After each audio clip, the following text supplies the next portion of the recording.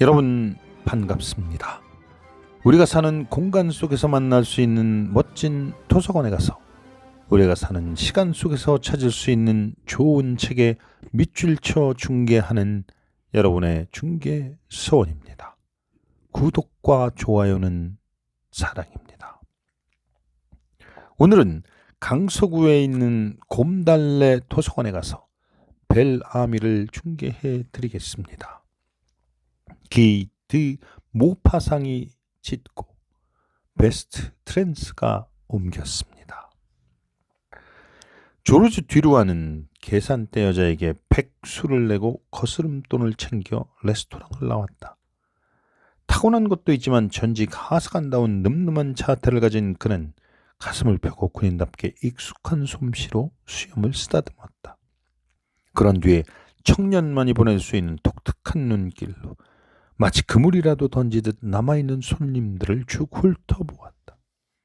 여자들은 그를 보려고 고개를 들었다.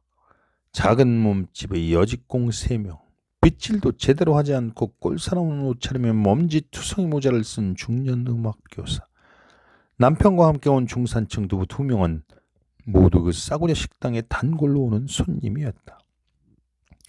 그는 거리로 나와 이제부터 무엇을 할 것인지 잠시 생각했다.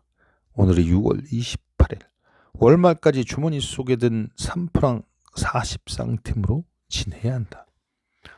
이틀 동안 점심은 굶고 저녁을 먹든지 저녁은 굶고 점심을 먹든지 해야 한다는 뜻이었다. 신중하게 따져보니 점심은 22수, 저녁은 30수이니까 이틀간 점심을 먹으면 1프랑 23팀이 남는다. 그 돈이면 이틀 동안 큰 거리로 나가서 빵과 소시지를 곁들인 맥주 한 잔을 마실 수 있다. 뒤로는 그런 식으로 저녁 시간을 즐기는 것을 좋아했다. 그는 노트르담 드 로레트 거리를 따라 걷기 시작했다. 뒤로는 경기병 제복을 입던 시절처럼 가슴을 내밀고 말에서 방금 내린 것처럼 다리를 조금 벌리고 걸었다. 복잡한 거리에서 사람들과 어깨를 부딪히며 걷다가 방해가 된다 싶으면 밀어버리기도 했다. 꽤나 낡은 실크헤드를 한쪽으로 비스듬히 걸쳐 쓰고 뒤축에 힘을 실은 채 보도를 차면서 걸었다. 마치 전역한 미남 군인이라는 매력을 내세워 누군가 지나가는 사람들에게 혹은 건물들에 혹은 도시 전체에 대항하는 듯이 보였다. 뒤로하는 한 벌에 겨우 60프랑짜리 옷을 입었지만 어딘지 모르게 우아함이 도드라져서 눈길을 끌었다.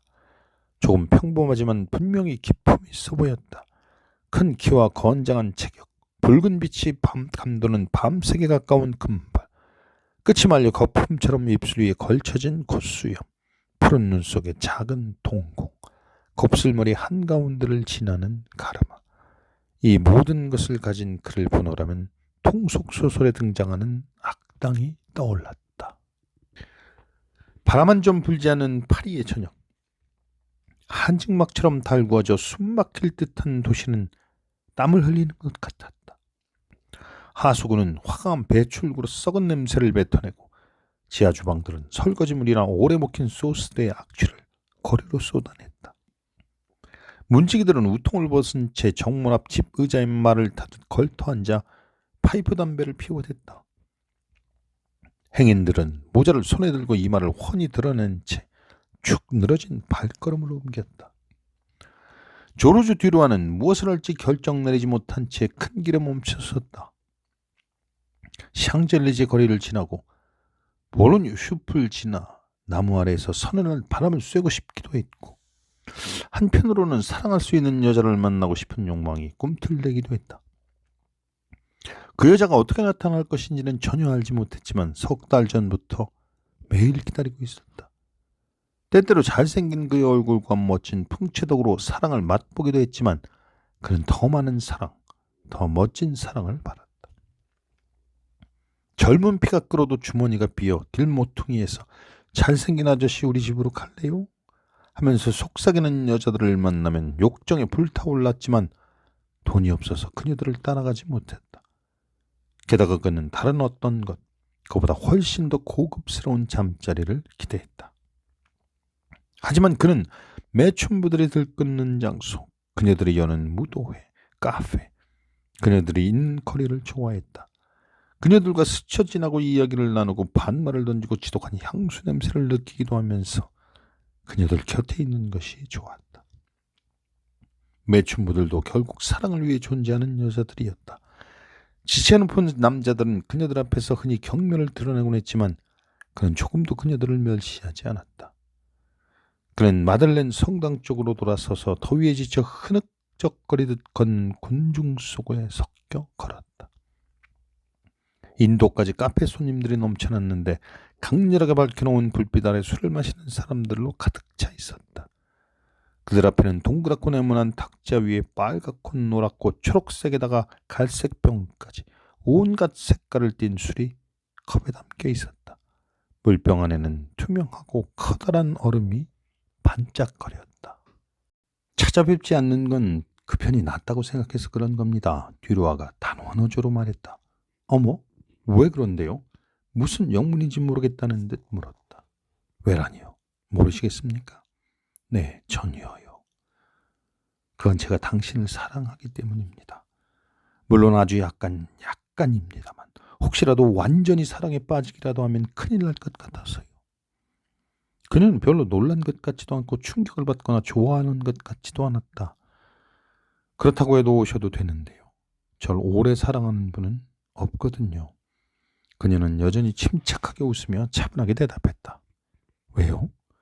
그는 그 침착함에 놀라 물었다. 아무 소용도 없는 일이에요. 또 그렇다는 걸 제가 바로 알게 해드리거든요. 그런 생각을 좀 더 일찍 말해주셨다면 마음 편하게 자주 오시도록 부탁했을 텐데. 사람 감정이라는 게 그렇게 쉽게 조절이 됩니까? 그가 비통하게 외쳤다. 듀루아 씨, 저는 사랑에 빠진 남자는 살아있는 사람으로 취급하지 않아요. 그런 사람은 바보가 되는 법이거든요. 바보일 뿐만 아니라 위험한 사람이에요. 난 나를 사랑하는 사람, 아니 사랑한다고 주장하는 사람과는 일체 친밀한 관계를 갖지 않아요. 왜냐면 일단 좀 귀찮고 언제 발작을 일으킬지 모르는 미친 개를 상대하는 것처럼 불편하거든요. 그래서 저는 그런 남자를 멀리하면서 그 마음이 낫기를 기다리죠. 이걸 잊지 말아요. 나는 알고 있답니다. 남자들에게 연애는 그저 식욕 같은 것이지만 내게는 일종의 영혼의 교감 같은 거예요. 남자들이 생각하는 것과는 전혀 다르죠. 당신들은 형식만을 중요하게 생각하지만 나는 정신이 더 궁금하답니다. 그런데 제 얼굴을 똑바로 보세요. 그녀는 더는 웃고 있지 않았다. 침착하고 냉정한 얼굴이었다. 나는 결코 당신의 애인이 되지는 않을 거예요. 아시겠어요? 그러니까 그 욕망을 계속 고집한다고 해도 소용없는 일이에요. 당신한테도 안 좋아요. 자, 이제 다 끝났으니까 지금부터는 친구로 지내요. 다정하고 좋은 친구. 아무런 사심이 없는 그런 친구가 되는 게 어때요? 그녀는 한마디 한마디에 힘을 실어 말했다. 듀루아는 포레스티의 부인이 내린 선고는 공소의 여지도 없고 무슨 계획을 세워봤자 헛수고라는 걸 깨달았기 때문에 즉시 깨끗하게 단념했다. 살아가는 동안 자기 편이 되어줄 사람을 얻은 것에 만족하며 두 손을 내밀었다. 말씀대로 따르지요, 부인. 그녀는 듀루아의 목소리에 담긴 진심을 알아차리고 두 손을 내주었다. 정말이지 당신 같은 여자를 만난다면 무척 행복해서 그녀와 결혼했을 겁니다. 듀루아는 진심으로 말했다. 그녀도 이번에는 감동해서 기분이 좋아졌다. 그리고 사람들을 노예로 만들어버리곤 하는 길을 재빠르게 보냈다. 그럼 당장 친구로서 일을 시작할게요. 당신은 일하는 방법이 서투르더군요. 듀루아가 이야기를 어떻게 이을지 망설이는 걸 보고 그녀가 팔에 손가락을 대면서 다정하게 말했다. 솔직하게 말해도 될까요? 그녀가 약간 망설이다 물었다. 네. 모조리? 괜찮아요. 그렇다면 말씀드리죠. 가서 왈테르 부인을 만나보세요. 당신에 대한 칭찬이 끊이지 않거든요. 그리고 부인의 마음에 들도록 해보세요. 그분께 찬사를 드리면 바로 돌아온답니다. 물론 정숙한 분이에요. 아시겠죠? 정말 정숙한 분이니까 유혹할 생각 따위는 하지도 마세요. 하지만 그분이 좋게 생각하면 그보다 훨씬 유익한 일이 생길 거예요. 그녀가 다시 말을 이었다. 그런데 말이에요. 오늘 밤 자기 전에 할 일이 있어요. 저녁 먹기 전에 얘기하려고 했는데 바로 백장님이 오시는 바람에 못했어요. 오늘 오후에 중요한 소식을 들었어요. 모로코 문제 말이에요. 모로코가 장차 장관이 될 거라고 국회의원 라로슈 마티베 씨가 알려주었어요. 지금부터 우리 둘이서 세상을 깜짝 놀라게 할 기사를 써야 해요. 사실이나 수치는 제가 다 알고 있으니 지금 시작해요. 미안한데 램프 좀 가져다 주세요. 그는 램프를 들고서 그녀와 함께 서재로 들어갔다. 서가에는 이전과 같은 책이 꽂혀 있었고 책상 위에는 포레스티아가 죽기 전날 주황만에서 산 화병 3개가 놓여 있었다. 테이블 아래에는 고인의 털 실내화가 뒤로아의 발을 기다리고 있었다. 뒤로아는 자리에 앉아 포레스티아가 이빨로 끝을 깨물어 놓은 상아 펜대를 집었다. 마들렌은 벽난로에 팔꿈치를 집은 채 담배에 불을 붙이고 뉴스에 관해 자세하게 이야기했다. 자신의 의견과 현재 생각하고 있는 기사 계획도 함께 말했다. 그는 아내의 말을 주의 깊게 들으며 메모를 극적거렸다. 그런 다음에는 반론을 제기하고 문제를 다시 검토하고 확대함으로써 단순한 기사가 아닌 현 내각에 반대하는 의견문을 준비했다. 이번 공격은 곧 시작이 될 것이다. 마들렌은 담배도 꺼버렸다. 남편의 생각을 따라가다 보니 넓은 시야는 물론 새로운 흥미가 생긴 것이다.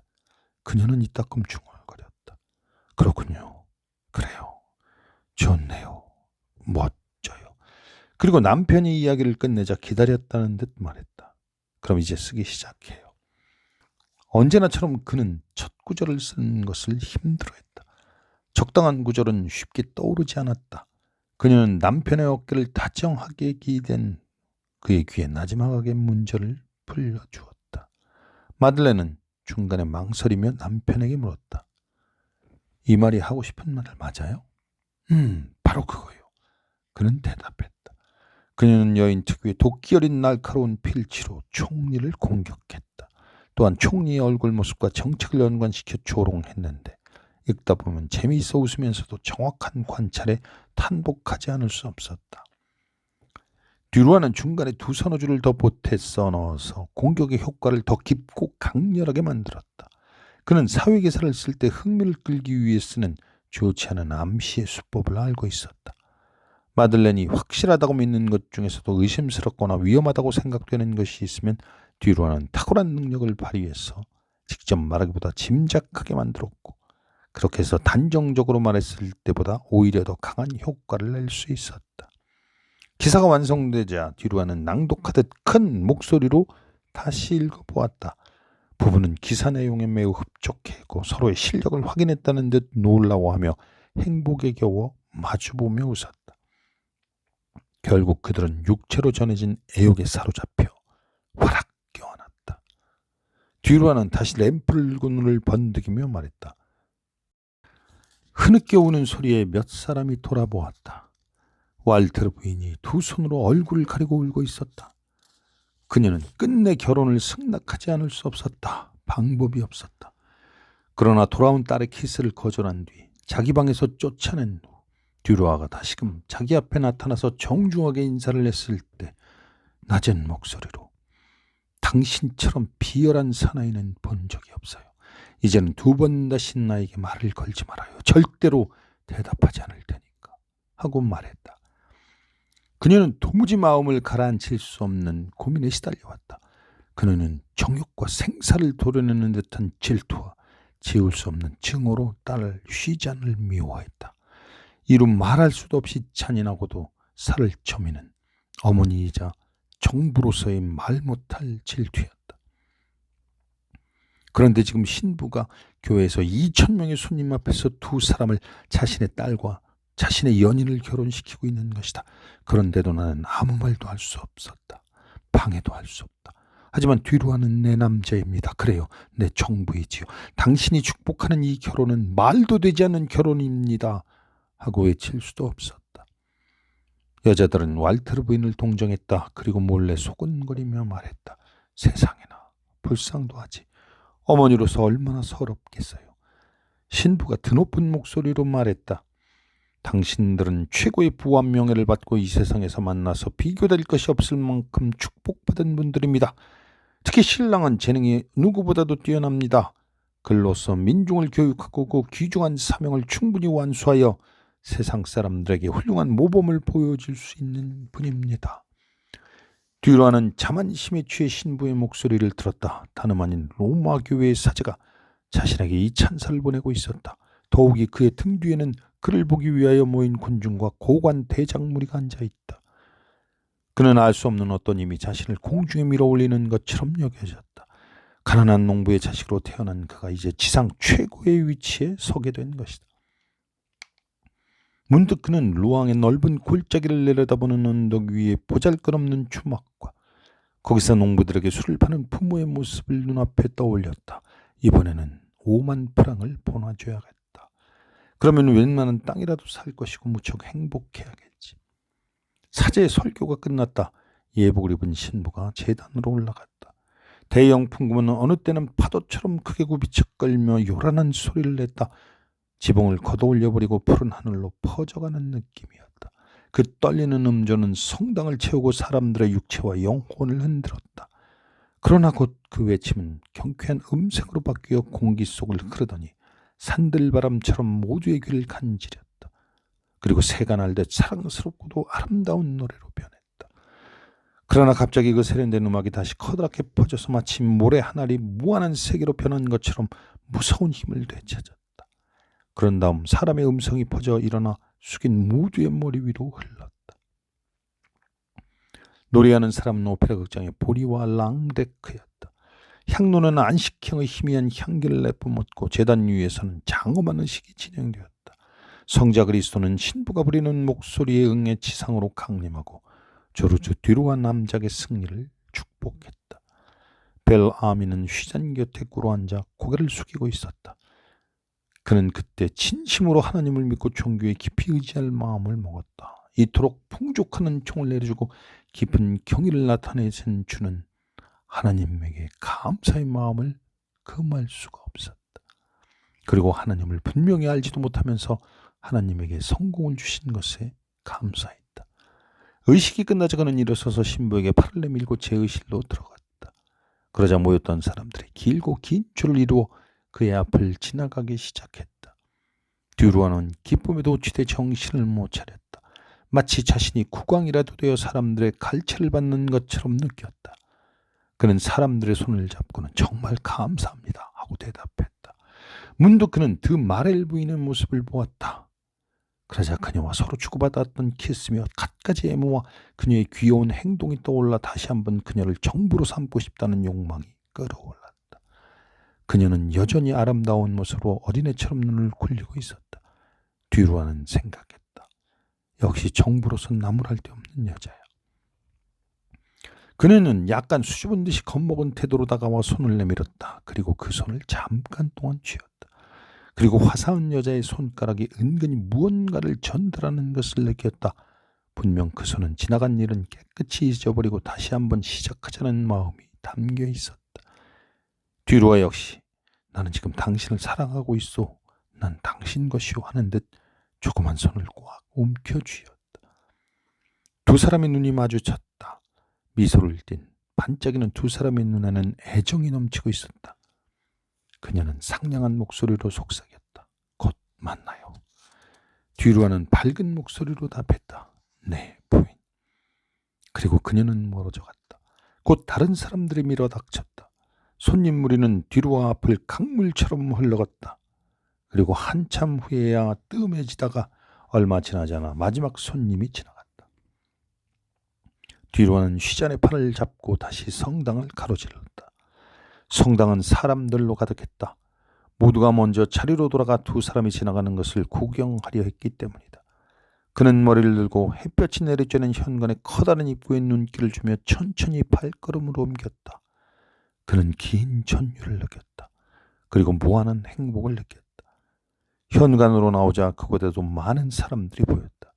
시간이 지나도 소란스러운 군중이었다. 그를 보기 위해서, 그 조르주 듀루아를 보기 위해서 모여든 사람들이었다.